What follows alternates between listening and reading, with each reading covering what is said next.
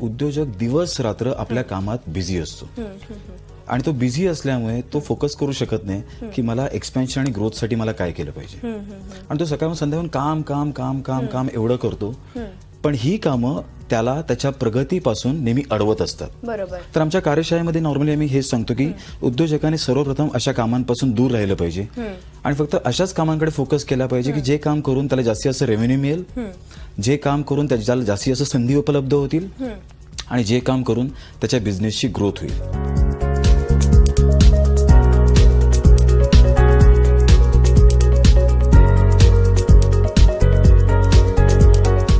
Get set goal so आमचा purpose आहे. व्यक्ती आणि संस्था यांना त्यांच्या बिझनेसमध्ये किंवा त्यांच्या आयुष्यामध्ये यशस्वी होण्यासाठी प्रेरित करणं हे आमचं काम आहे. प्रत्येकाला लाईफमध्ये प्रगती करायची. गोल्स सगळ्यांनी ठेवलेले आहेत, पण बऱ्याच वेळा हे गोल्स अचीव्ह होत नाहीत. काही जण फक्त गोल्स ठेवतात पण त्या दृष्टीने ऍक्शन घेत नाहीत. बस त्यांच्या लाईफमध्ये ड्रीम असतं, dream. So as a sales person, जर तुम्हाला तुमचं ध्येय कस्टमर मिळवणे आणि कस्टमर टिकवणे असेल तर काय करावं लागेल? सेलिंगचे सायंटिफिक स्टेप्स आहेत, त्या फॉलो करायच्याच आहेत. साले कस्टमर लोग आजकल अपने से माल लेते नहीं, बहुत होशियार हो गए. वो होशियार इसके लिए हो गए क्योंकि तूने अपना कलाकारी और साइंस यूज नहीं किया. अगर तूने वो शेर के जैसा चालू किया ना अपना काम, पूर्ण अवलोकन करायला सुरुवात केली ना, 10 ते 15 सेकंदात तुम्ही पण गेम वाचू शकता.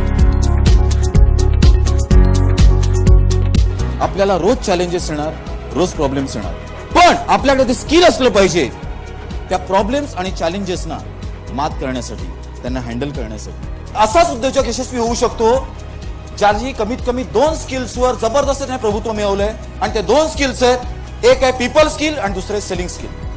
शिक्षणाचा आणि बिझनेसचा काही संबंध नाही मित्रांनो, तुम्हाला बिझनेस स्किल्स आले पाहिजे. आम्ही व्यक्तींना आणि त्यांच्या संस्थांना त्यांच्या वैयक्तिक आयुष्यात आणि व्यावसायिक आयुष्यात यशस्वी होण्यासाठी प्रेरित करतो. आम्हाला फक्त दुकानांच्या पाट्या मराठी करायच्या नाहीत, तर आतला व्यापारी मराठी करायचा.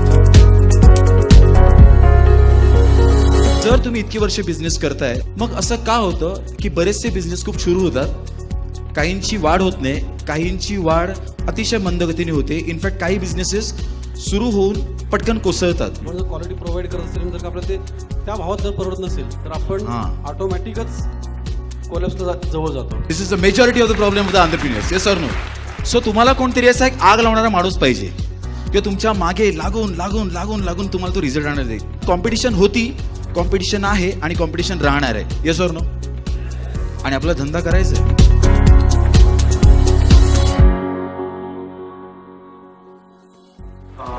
Thank you very much, Snehal ji, for all your guidance and making this course available on fast track for me. Actually, माझं बॅकग्राऊंड असं आहे की मी 20 years ऑइल अँड गॅस फील्डमधल्या ज्या MNCs आहेत त्यांच्या बरोबर काम केलं. So I was like employee of the organization. These are the big organization in world.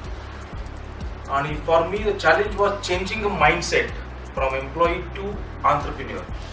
आणि त्याकरता I was desperately looking for somebody to guide me. आणि मी स्नेहलजींचे I thank you very much. He right in the first 2 or 3 lectures change my mindset. अच्छा, क्या बात, very good. Thank you. आणि दुसरं आपल्या सर्वांना एक सांगायचं आहे की मी MNCs मध्ये काम केल्यानंतर MNCsची म्हणजे these are the world class organisation की त्यांचं टर्नओव्हर म्हणजे हजारो करोडोंमध्ये आहे सध्या. These are American European MNCs. आणि त्याच्यामध्ये 20 वर्ष काम केल्यानंतर त्यांची बिझनेस करण्याची पद्धत मला माहिती होती, पण that was from employee mindset. जेव्हा मी 12 सेशन अटेंड केले तेव्हा मी तुम्हाला सगळ्यांना हे सांगू इच्छितो की वर्ल्ड क्लास कंपनी बनण्याकरता काय जे लागतं ते एक्झॅक्टली स्नेहलजींनी आपल्याला शिकवलंय. एक्झॅक्टली. म्हणजे तुमचं प्रत्येक लेक्चर असं होतं की मी जे एम्प्लॉई म्हणून ज्या सगळ्या सिस्टम प्रोसेसेस फॉलो करत होतो त्या फक्त ह्यांनी हे सांगितलंय की ॲज अ बिझनेस म्हणून तुम्हाला हे करायचंय आणि त्या सगळ्या प्रोसिजर फॉलो केल्यानंतर तुम्ही वर्ल्ड क्लास ऑर्गनायझेशन बनाल आणि त्याची एक्झॅक्ट ब्ल्यू प्रिंट तुम्ही आम्हाला दिली. क्या थँक्यू व्हेरी मच. आणि second about certificate, actually I harassed Archana madam and Mohini madam lot in last 3-4 days की माझं सर्टिफिकेट मला पाहिजे. द रिझन वॉज मी जेव्हा मिडल ईस्ट मध्ये साईटवर काम करायचो तेव्हा जेव्हा मला माझ्या मुलीची आठवण यायची, बायकोची आठवण यायची, तेव्हा I used to carry a photo आणि मी बघायचो. But that photo was not my wife and daughter. So this certificate will always remember me Snehal and his knowledge. प्रयत्न केला बरं की काहीतरी नवीन करायचं पण नाही झालं. एक हे नाही भेटली, कॉन्फिडन्स नाही भेटला किंवा दिशा नाही भेटली. तुझं काम नाही तुला घाण्याला असं वाटलं काहीतरी आपण करू शकतो. थांबलो, परत जाऊन नाही गेलो, ठीक चांगलं काहीतरी करू शकतो. वर्षामध्ये नाही कटका चेंजेस केला सर की आयुष्यात मध्ये केलं. डिअरिंग, financial health,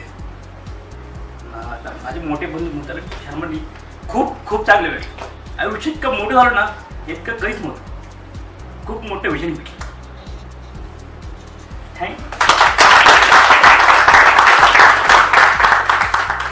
real estate, banking, poultry, dairy आणि काही मॅन्युफॅक्चरिंग प्रोडक्ट्स आहेत अशा विविध क्षेत्रात काम करतो आहोत. जवळपास पुण्या मुंबईपासून 500 किलोमीटर दूर आम्ही राहतो बुलढाण्याला. परंतु हे ट्रेनिंग सुरू केल्यापासून आमच्या व्यवसायामध्ये प्रचंड असे बदल झालेले आहेत. सरांनी जे जे सांगितलं, DNA असेल, B-हॅक असेल, स्ट्रॅटेजी असतील, जेवढ्या शक्य होईल इम्प्लिमेंट करणं आपण त्यावर निर्मित अंमलबजावणी करण्याचा प्रयत्न केला. आणि आमचे मित्र विनोद यांनी जसं सांगितलं की आपण गल्फ कंट्रीमध्ये सुरुवातीला आम्ही पुणे पाहिलं, आता औरंगाबादमध्ये एक स्टोर हा ब्रँड आमचा सुरू झालेला आहे. सरांना माहिती आहे त्याविषयी. अथवा मुंबईमध्ये सर्चिंग केलं ती ऑपॉर्च्युनिटी, परंतु ते फारसा भाव मिळाला नाही. त्यामुळे मध्ये कुवेतला जाऊन आलो आणि सर कुवेतची करन्सी जगामध्ये सगळ्यात महागडी असल्यामुळं तिथे आम्हाला एक चांगली संधी मिळाली आणि एक अंड्यासोबतच इतर फूड स्टॉकमध्ये सुद्धा आम्ही कुवेतला काम करणार आहोत. त्याचप्रमाणे बँकिंग आणि रिअल इस्टेटचा आपण मराठवाड्याला आणि पुण्याला विस्तार सुरू केलेला आहे. तर निश्चितपणे या झेपच्या प्रवासात सरांनी जे दिलं ते शब्दातीत आहे, म्हणजे शब्दात व्यक्त होण्यासारखं नाही. फक्त एवढंच म्हणू शकतो की हा तुमच्या सोबतचा प्रवास यापुढेही कायम राहील. Hats off to Snehal sir. Thank you sir.